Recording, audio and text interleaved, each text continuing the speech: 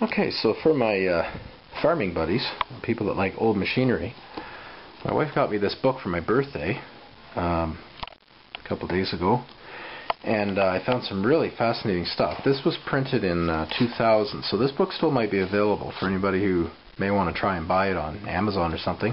I'm just kind of showing the front there so you can recognize it. And I understand that it's okay to show books on YouTube. You're not violating any copyrights.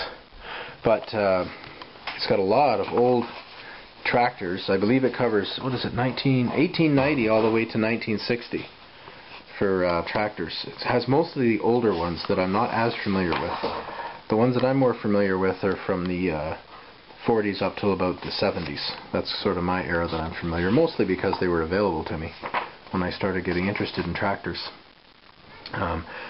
This is the Allis-Chalmers section, and it shows their some of their very first tractors, and it gives a bit of a description about them. But there were some here I found really fascinating I wanted to share. First of all, this little one here caught my attention. Wow, this one came with lights.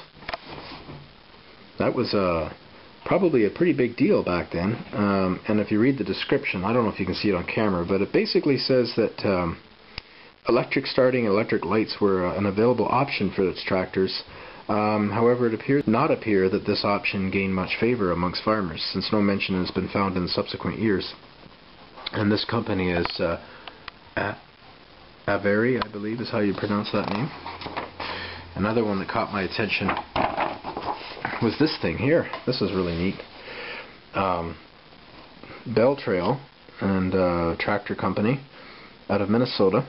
In 1917, they offered a really unique crawl type tractor that I guess had obviously just one track here, but it steered with the wheels on the front. And I guess there's like a metal plate here where there'd be a hole in it for attaching your implements, whether it's a cultivator or a plow. Probably something like this may not have been used for mowing, but they did have a lot of ground driven mowers, so it's possible it would have pulled one of them for cutting hay and whatnot, and a binder. This tractor here, I actually am familiar with this one. I have another book talks about it. This is called the Bull tractor, and what I found the unique thing about this one here is it had one drive wheel on the one side, and this wheel here had an adjustment. You can see there's a wheel there, and what you would do is when you're plowing, for those of you who do farming, you know how the one drive wheel will sit down in the furrow. You can adjust this wheel so that your tractor would stay level. Kind of an interesting idea. Nowadays, with the bigger tractors that you're pulling, you know, sometimes in the case of 9+ furrows, you probably don't notice sitting on an angle. But I know with my Ferguson having the 2-furrow plow, when I was plowing, you know, sitting on an angle like that. And this one here, these are the tractors I'm actually quite familiar with.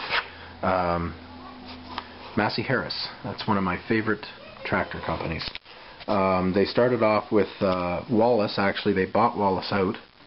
That Wallace made their own tractors, and Massey Harris goes back a fair ways. They were actually an implement company. They used to build binders and whatnot. It doesn't say that much about this because this book's just on tractors. These are some of the older models that would be more rare, like the Challenger. They had a pacemaker. This one here, ironically, is also a very rare tractor. It's called a Massey Harris R81 or an R81, which is row crop. I actually used to own one of these.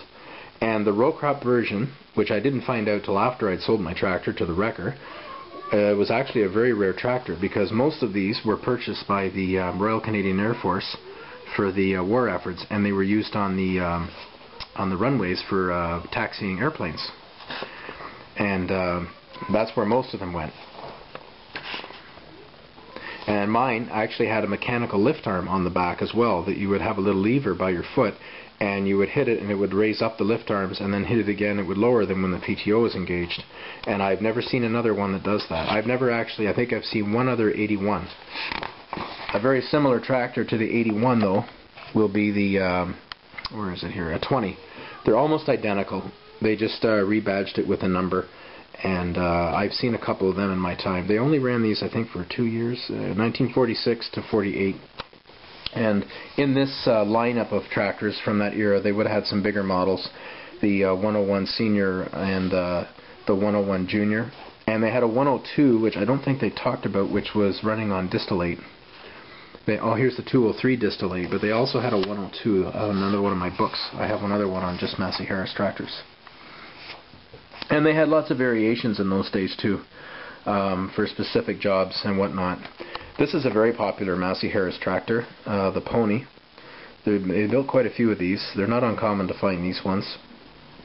And the Massey Harris 30 is another popular model.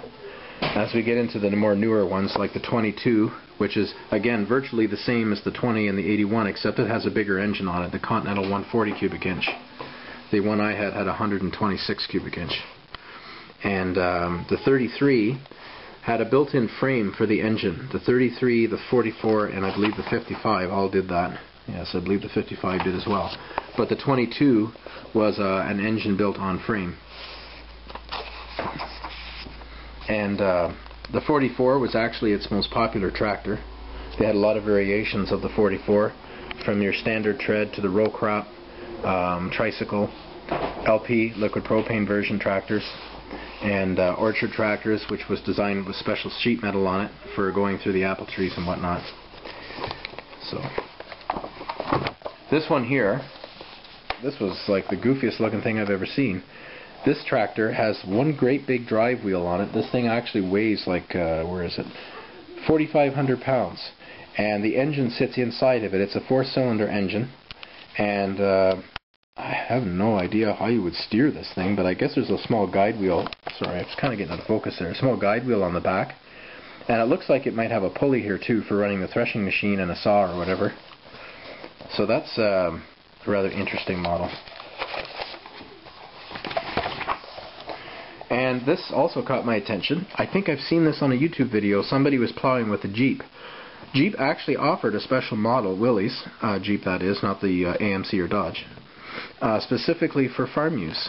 It had options available, which included a 3-point hitch system, a PTO shaft, I don't know if that's live or not, belt pulley, and had a curb weight of 2,100 pounds. It was equipped with the Jeep CJ-2A engine. Now, I'm not familiar with engines on Jeep. It was a 4-cylinder anyways, and probably a flathead, but I could be wrong. Somebody who knows about Jeep will know that. And I don't know how popular they were. I just found out, just obviously through this book, that they offered it for exclusive for farm use. And it's also got some other articles in here, like about the first tillers. There was a company actually called Rototiller Manufacturing. That's where we get the name from, Rototiller. Just like Kleenex and other terms that were coined from the original, or one of the original manufacturers. But I think it said this book, there's over 900 manufacturers of tractors at one time. And you know, here's some early versions of some garden tractors. Very cumbersome, but probably very practical. I don't know what the traction would be like on that. I mean, obviously with the bigger wheels it would help. And of course they all experimented with crawlers back then.